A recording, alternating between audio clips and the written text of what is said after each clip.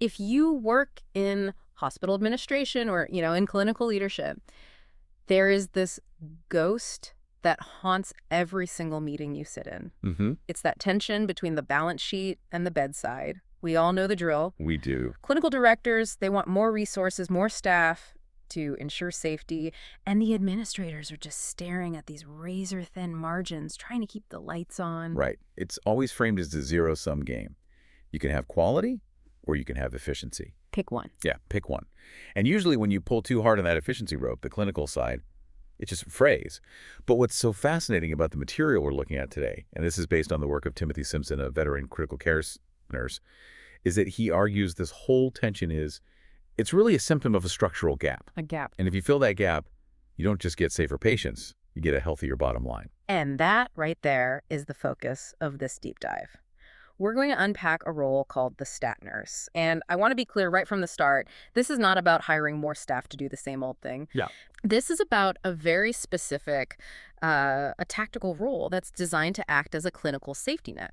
Simpson claims this role safeguards patients while at the same time protecting revenue and hitting those huge accreditation milestones. Like magnet and leapfrog, yeah. Yeah. And to really get why this role matters, you have to look at the environment it was born from. Simpson has, 22 years of ICU experience? So he's been in the trenches. He's been in the trenches. And he identified this recurring problem, this thing he calls the gap. And his phrasing is very specific. He says, patients decline faster than the system can respond. Okay, let's pause on that because that feels like the entire argument right there. It is. Patients decline faster than the system can respond. But we have EMRs, we have pagers, we have protocols everywhere. Why is the system still too slow? Because biology is analog. And our hospitals, they're bureaucratic. I mean, think about a typical workflow on a med-surg floor. Okay. A patient starts to destabilize. Maybe their heart rate creeps up, they get a little confused. The primary nurse, she notices, but she has 5 other patients. Right, she's swamped. She has to assess, then maybe page the hospitalist. The hospitalist is rounding on another floor, calls back 10 minutes later. They put in an order. Pharmacy has to verify it. The nurse has to go get it. And all that time, the patient's physiology isn't waiting. Precisely. That latency, that lag between the first sign of trouble and the actual intervention, that is where the damage happens. That's where a minor issue spirals into a code blue. Or a patient who could have stayed on the floor ends up in the ICU. Exactly. And Simpson's argument is that we need a role that is specifically designed to kill that latency. Okay, so enter the stat nurse. But I have to play devil's advocate here. You do. Hospitals are just drowning in titles. We have charge nurses, we have administrative supervisors, we have rapid response teams. Why do we need another acronym? Is this just a charge nurse with a rebrand? No, and that distinction is absolutely vital. A charge nurse is geographically anchored. They run the board for their unit. So if the ICU is on fire, the charge nurse on the 4th floor, she can't really help. And an administrative supervisor, an AOD, they're usually dealing with bed placement, staffing ratios, maybe an angry family member. They're solving operational puzzles. Operational puzzles, not clinical ones. So the stat nurse is what then? Just a floater? Think of them as a mobile special ops unit. They are highly experienced critical care nurses, people with that deep ICU background who float across the entire house. The whole hospital? The whole hospital. They aren't tied to a patient assignment. They aren't tied to a unit. Their entire mandate is to scan the horizon for trouble and intervene before it becomes a catastrophe. Before seems to be the operative word there, because a rapid response team, they usually come running after someone hits the panic button. Exactly. Rapid response is reactive. The stat nurse is proactive. They might be rounding on high-risk patients who were just transferred out of the ICU. They might be checking in on a new grad nurse who just looks totally overwhelmed. They're looking for the smoke so they can put it out before the building catches fire. Let's get technical for a minute, because putting out fires is a great metaphor, but I want to know what that really looks like on the floor. The source material talks a lot about sepsis management. Why is the focus there? Because sepsis is the ultimate test of hospital efficiency. It kills fast, and it is incredibly expensive to treat if you catch it late. Right. But, more importantly, the treatment is strictly regulated by CMS bundles. You have that 3-hour window. Get lactates drawn, get blood cultures, get broad-spectrum antibiotics on board. Yes, sepsis bundle. And if you miss that window, the patient outcome tanks. And the hospital gets penalized on reimbursement. Correct. So picture that med-surg nurse we talked about. She suspects sepsis. But the patient has terrible veins. She tries for an IV, she misses twice. Now she has to find somebody else to try. The clock is just ticking. And the antibiotics are just sitting there. They're sitting in the tube station, but she can't hang them until she has access. That delay is what causes the bundle to fail. So the stat nurse walks in. The stat nurse walks in. They see the situation. They have the advanced skills. They can get that ultrasound-guided IV access immediately. They hang the fluids, draw the lactate. They literally act as the lubricant for the workflow. So they're a facilitator. They are. Simpson actually collaborated with ICU physicians to refine these exact workflows. And the result isn't just, oh, we tried harder.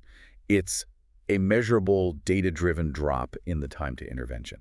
So they are essentially bridging that gap between the order being written and the care actually being delivered. Yes. And that's where the safety net analogy really comes from. Yeah. They catch the things that fall through the cracks of a busy shift. Okay, I see the clinical value. I totally get it. If I'm a patient, I absolutely want that nurse in the building. Right. But I'm putting my administrator hat back on now. You're asking me to pay for a highly experienced and, let's be honest, expensive nurse who doesn't even have a patient assignment. That looks like pure overhead on my spreadsheet. It looks like overhead until you look at the metrics that actually drive a hospital's profitability today. And Simpson's data is really compelling here. The source points to three major financial levers: length of stay, throughput, and reimbursement protection. Okay, let's break those down. First, length of stay, LOS. The pilot data showed a reduction in LOS by nearly half a day. Now, to a layperson, 0.5 days, that sounds like nothing. Oh, they went home at noon instead of dinner. Exactly. But you know the math. Across an entire hospital system, reducing your average LOS by half a day it's massive. That is literally creating capacity out of thin air. It's like adding beds to the hospital without building a new wing. Precisely. And that connects right to the second point, throughput. If patients on the floors are discharged faster, or, and this is so key, if they don't bounce back to the ICU, the whole system flows better. The bounce backs. The stat nurse prevents those bounce backs. When a patient gets transferred out of the ICU, they're vulnerable. If they crash and have to go back, that blocks an ICU bed that might be needed for a high-revenue surgical case or an incoming trauma. So by keeping the patient stable on that lower acuity floor, they preserve the high-value capacity in the ICU. You got it. It unblocks the pipes. The data showed faster ED to unit transfers because the floors were just more stable. It's an operational cascade effect. And that third lever, reimbursement. That goes right back to the sepsis bundles and the accreditation standards. CMS measures, leapfrog safety targets, magnet designation. These are not just badges of honor, are they? No, they determine payment structures, insurance contracts. Exactly. If your sepsis compliance drops, you lose money, period. The stat nurse is basically the guarantor of that compliance. They ensure the box is checked not by, pencil whipping a form, but by actually doing the clinical work on time. So it's almost like an insurance policy. You pay the premium, the stat nurse's salary, to avoid the catastrophic payout of a lawsuit or a massive reimbursement penalty. That's a really fair assessment. And there's one more cost we haven't even touched on yet, which it might be the most expensive one of all right now. Turnover. The workforce crisis. Yeah.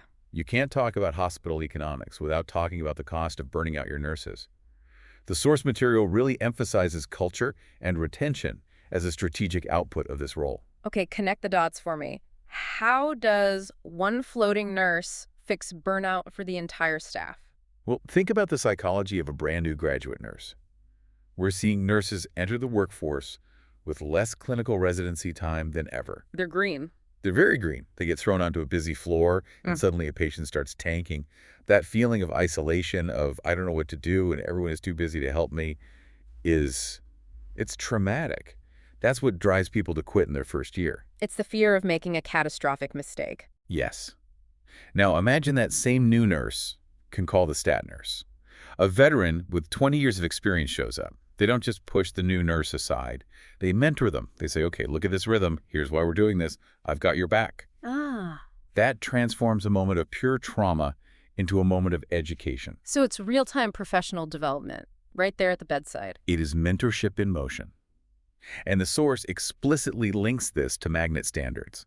To get magnet status, you have to prove you are supporting nurse autonomy and growth. You can't just lecture them in a classroom once a year.